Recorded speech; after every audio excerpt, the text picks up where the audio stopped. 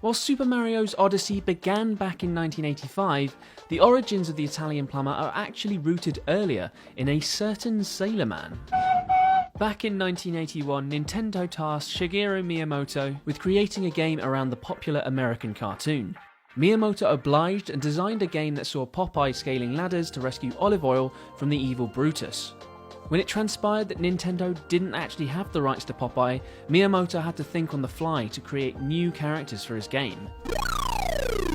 Brutus became the iconic titular ape, Donkey Kong. Olive Oil became a lady called Lady before being upgraded to Pauline, and well, Popeye became Nintendo's famous mascot, a squat mustachioed man called Jumpman? While Jumpman seemed like an apt, if perhaps a little too literal name for their new mascot, the name sadly didn't stick.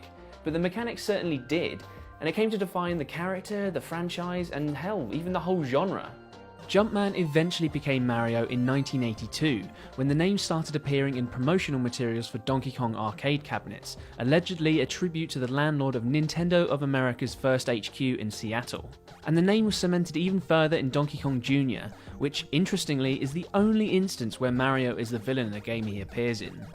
Fast forward to 1983 and Mario became the star of his own game. Mario Bros. Was an incredibly simplistic action platformer by Nintendo's future standards, ostensibly playing out like a wave-based combat game, where Mario, or Luigi, were tasked with killing off critters by hitting the floor beneath them before kicking them off screen.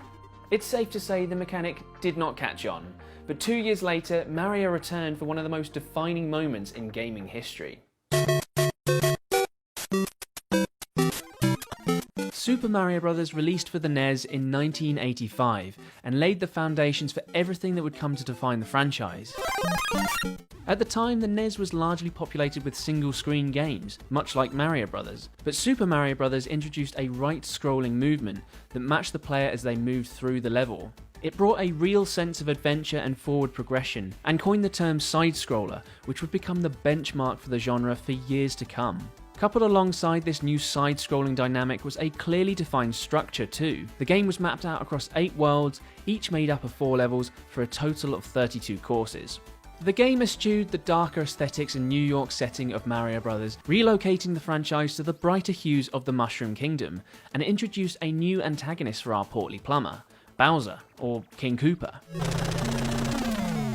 From a gameplay perspective, the game was designed to build upon the satisfaction that players got from jumping over obstacles in both Donkey Kong and Mario Bros., a gameplay mechanic that Super Mario Bros. Would literally run with. The controls were perfectly pitched, and with World 1-1, the player had the ideal playground with which to experiment in.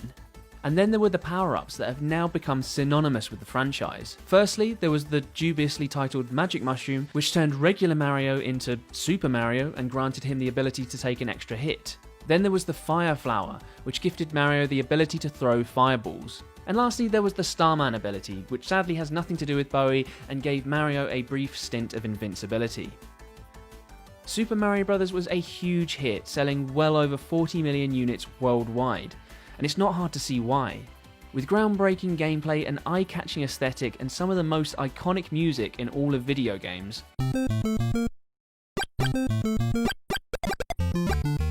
Super Mario Bros. Became an instant classic and kickstarted a beloved new franchise. A franchise that would get a sequel almost immediately. But wait, here's where things get a little confusing. Okay, so Super Mario Bros. The Lost Levels was technically speaking the second installment in the franchise, as it was released for the Famicom Disk System in Japan in 1986 under the name Super Mario Bros. 2. Although do not confuse it with the other Super Mario Bros. 2, which released across the world in 1988, and we will get to that in due time. Right, back to 1986. The Lost Levels is basically more of the original Super Mario Bros., only far more challenging. The core gameplay remained much the same from the previous installment, but the difficulty had been ramped up considerably for an extra challenging experience.